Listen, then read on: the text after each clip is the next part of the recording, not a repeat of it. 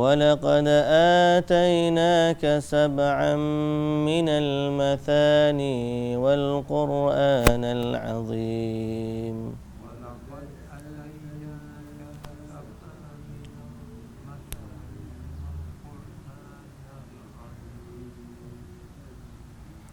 لا تمدن عينيك إلى ما متعنا به أزواجا منهم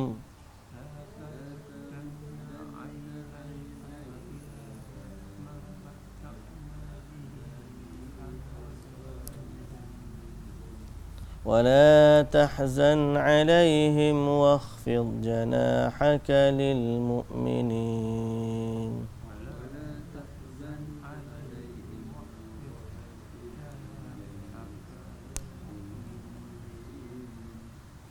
وقل إني أنا النذير المبين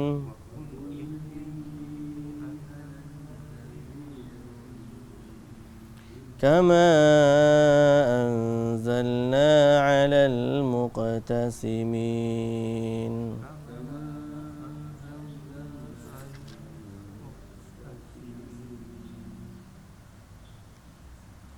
baik. Bismillahirrahmanirrahim. Alhamdulillah. Salatu wassalamu ala Rasulillah wa ala alihi wa sahbihi ajma'in. Amma ba'du. Ayat yang kita baca hari ini 78.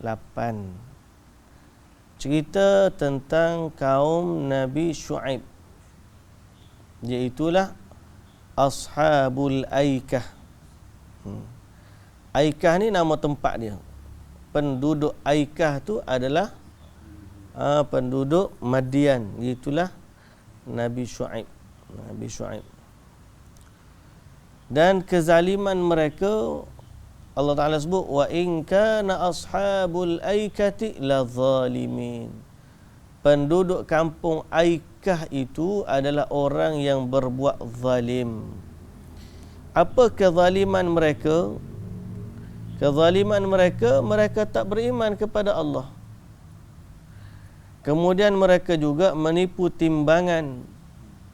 Kaum Syuaib menipu timbangan. Lalu Allah Subhanahu wa taala kata fantaqamna minhum. Kami fantaqamna minhum, kami balas kezaliman mereka itu dengan azab yang membinasakan. Wa innahuma, dan kedua-dua itu, itulah kaum Nabi Lut dengan kaum Nabi Syuaib, la bi imamin mubin, terletak di jalan yang terang yang masih dilalui orang. Okey. Kaum Nabi Syuaib, tempat dia Aikah. Kemudian kaum Nabi Lut, tempat dia dekat dengan kampung Sadum. Dekat-dekat je dua tu. Dia dua-dua tu dekat-dekat je. Cuma saya pun tak pernah sampai dua-dua. Ayat ni menunjukkan dalam tafsir sebut dua-dua ni dekat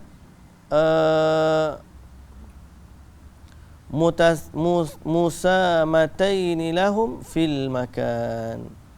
Ay kanu qariban min qaumi Lutin ba'dahum fi zaman. Dia datang selepas kaum Nabi Lut dari zaman, tapi dekat je dengan tempat dia. Wa innahuma la bi imamin mubin, dia di jalan yang dilalui orang. Kemudian Allah Ta'ala sebut kisah kaum lain pula. Wa laqad kadzdzaba ashabul hijril mursalin. Dan penduduk Hijr telah mendustakan Rasul. Penduduk Hijr ni adalah penduduk ataupun kaum Samud. Kaum Samud ni Nabi dia Nabi apa? Nabi Saleh. Allah Ta'ala kata penduduk Hijr telah mendustakan Rasul. Sedangkan Rasul dia seorang je. Kenapa Allah Ta'ala kata Rasul mursalin? Sebab apa?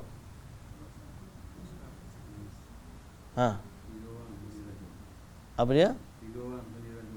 Tak ada Nabi soleh, kaum dia seorang Nabi soleh je. Sebab dia tolak Nabi soleh, tapi hukumnya dia tolak semua Nabi. Siapa yang tak beriman dengan seorang je Rasul, seakan-akan dia tidak beriman dengan semua Rasul. Sebab tu Allah Ta'ala kata, dia walaqad kadzdzaba ashabul hijril mursalin. Mursalin tu Rasul ramai. Sedang yang diutuskan kepada mereka satu je. Tapi kalau dia tolak satu ni, dia telah mengkufuri sekalian Rasul. Sebab dakwah Rasul ni semua sama. Wa atainahum ayatina. Sesungguhnya kami telah memberikan kepada mereka tanda-tanda. Tanda untuk yang membuktikan kekuasaan kami. Okay? Kalau Nabi Saleh, apa tanda kekuasaan dia? Unta yang keluar daripada batu. Okay? Unta yang keluar daripada batu. Fakanu anha mu'ridin. Adalah mereka berpaling daripada tanda itu, mengingkarinya lah. Okey. Wa kanu yanhituna minal jibali buyuta. Dan mereka memahat sesuatu dari gunung sebagai tempat tinggal mereka, buyutan aminin, dalam keadaan aman.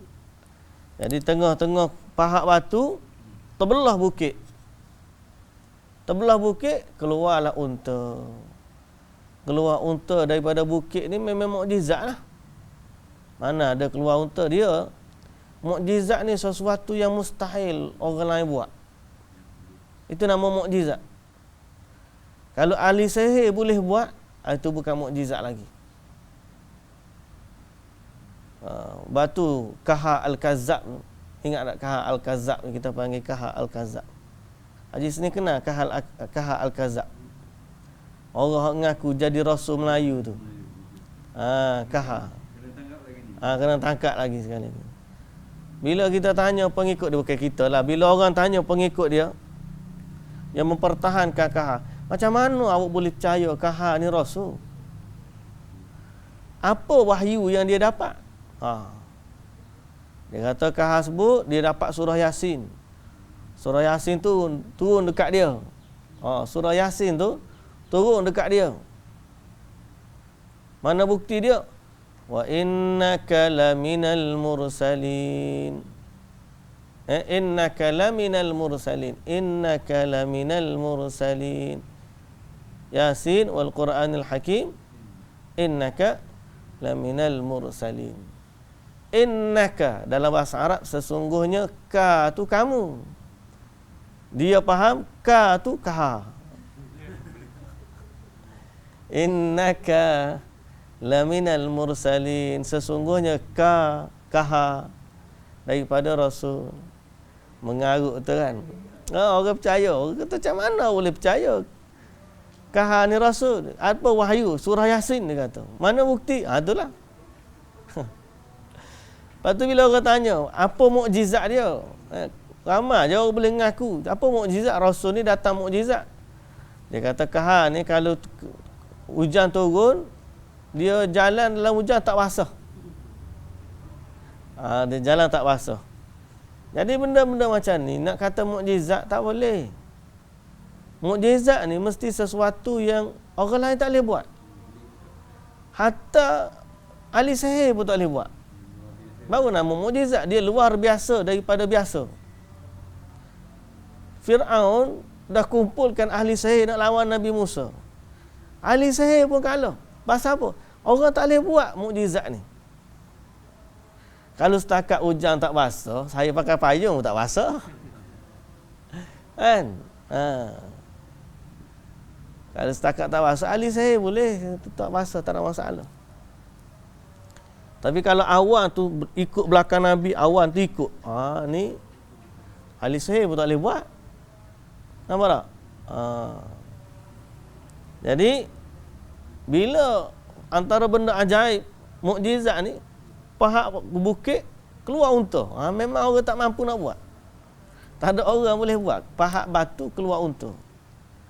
Tapi apa yang jadi? Mereka mendustakan Rasul. Fa'akhadhathumus sayhatu musbihin. Okey.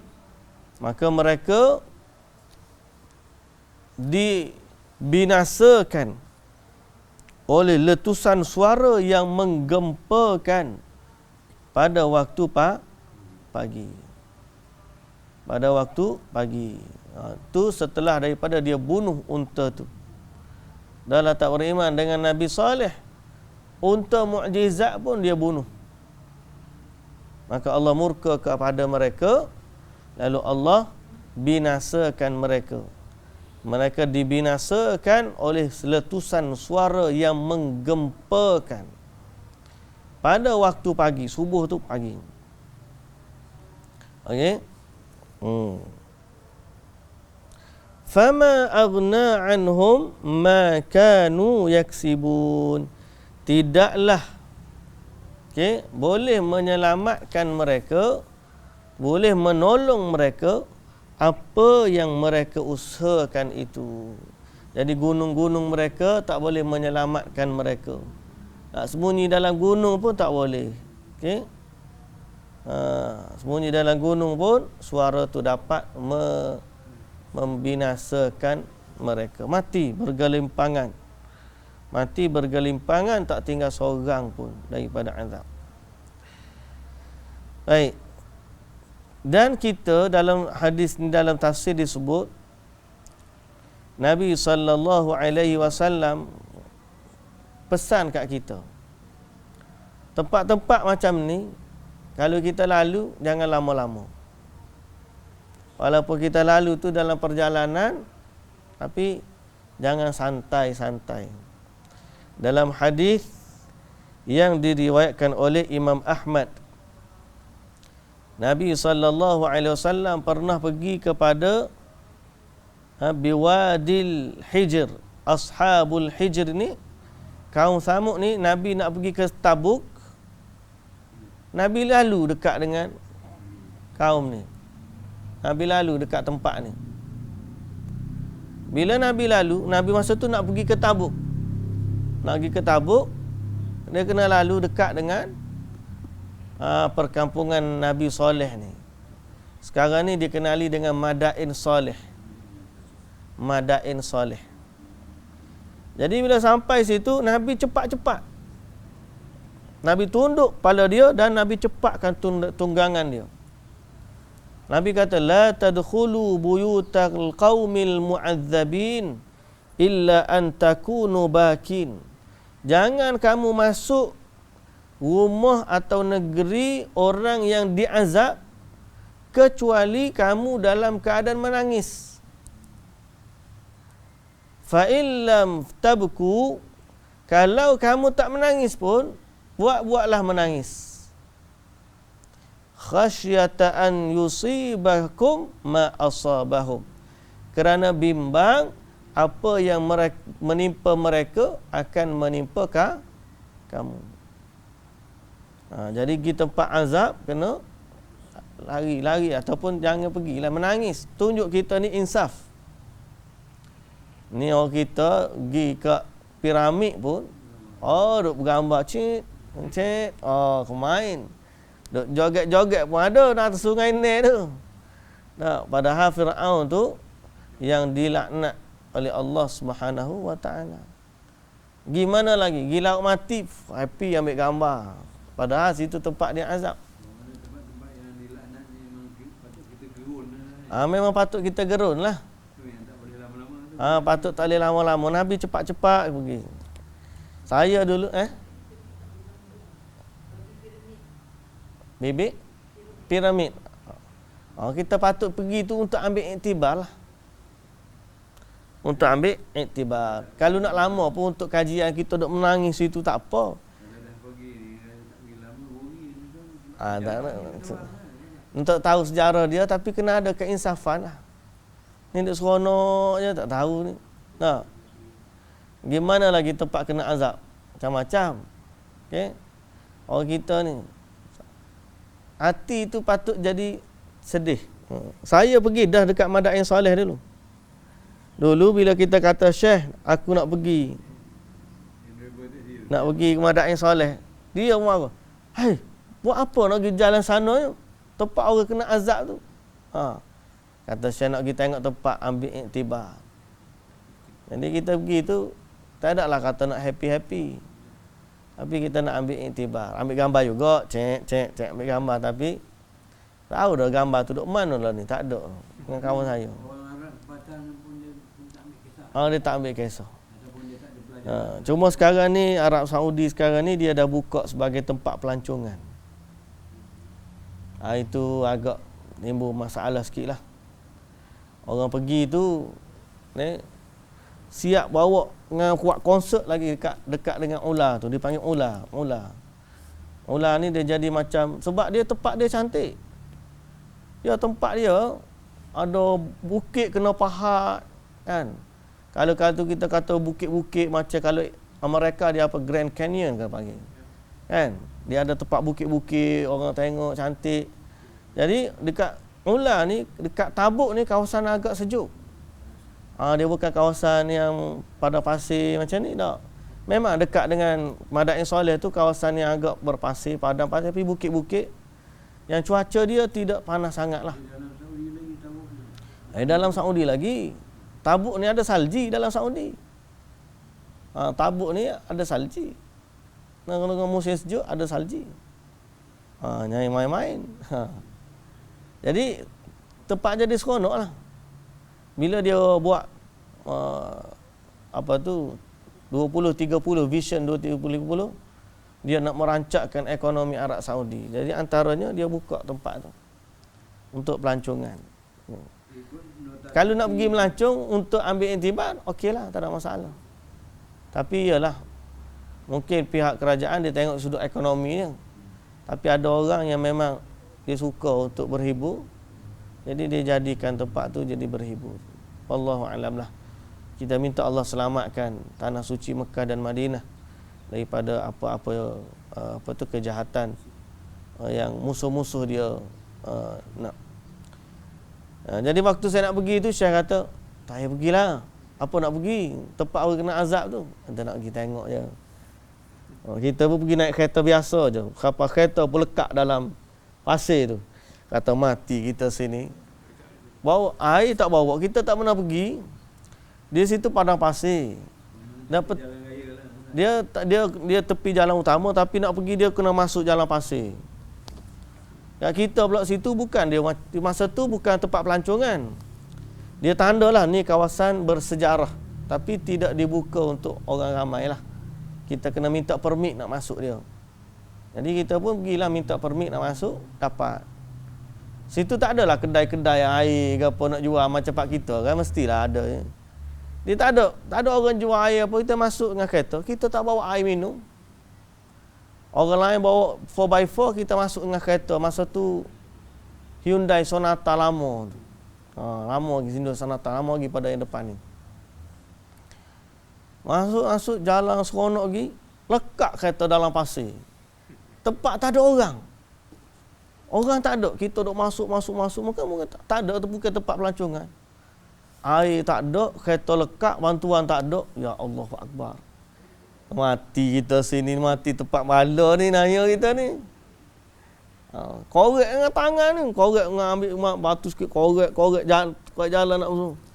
Lama berpeluh, air pula tak ada. Masa tu kita 3 orang je, 3 ke 4 orang. Orang Malaysia. Kata mati tempat azab ni naya. Tapi alhamdulillah. Lepas lama duk korek, tolak kereta tu keluar daripada pasir tu. Alhamdulillah keluar tu dengan dahaganya letih, peluh tu memang kita hampir nak give up dah. Sebab bukan pasir biasa, bukan pasir pantai ni. Dia pasir pada pasir ni halus. Dia lembut. Bawa kita pergi tu. Tolak tak jadi. Berpeluh gili duk 3. Masa tu musim panas, kita cuti musim panas. Air tak bawa, tak minum dahaga. Kata mati di sini nayalah. Tapi alhamdulillah Allah panjangkan umur. Boleh keluar lega, keluar tu bola kita masuk ni, masuk tu, keluar tu. Tapi di situ macam-macam, dia ada bilik tidur, dia ada dewan, ada tempat makan. Tempat tambak kuda dia tu, bukit tu dia rasa bukit macam tu kan, bukan segitiga. Dia pahat kaki bukit tu sampai jadi macam cendawan. Sampai jadi macam cendawan, bawah tu tempat ikat unta, tempat ikat kuda. Cuba bayang teknologi dia macam mana. Hebat dia. Kesan pahat tu ada. Madain soleh. Dan ni kerajaan Saudi bagi, boleh pergi lah, nak pergi, tapi kena ambil intibar lah. Ambil intibar. Jangan hidup seronok-seronok pula, ambil intibar. Baik. Bila ayat 79, 83 dan 84. Fama aghna anhum ma kanu yaksibun. Apa yang mereka usahakan dari tanam-tanaman, buah-buahan, perairan, kemudian dulu sampai peringkat ada telaga lah, ada air, boleh bergilir-gilir dengan unta. Tapi akhirnya mereka bunuh unta dan diazab oleh Allah Subhanahu wa ta'ala. Baik, kita habis ayat tu hari ni. Kita sambung besok atau Isnin ayat 85 insya-Allah. Okey, kita ulang baliklah bacaan kita tu. Wallahu taala alam. Subhanakallahumma wa bihamdika asyhadu an la ilaha illa anta astaghfiruka wa atubu ilaik. Assalamualaikum warahmatullahi wabarakatuh.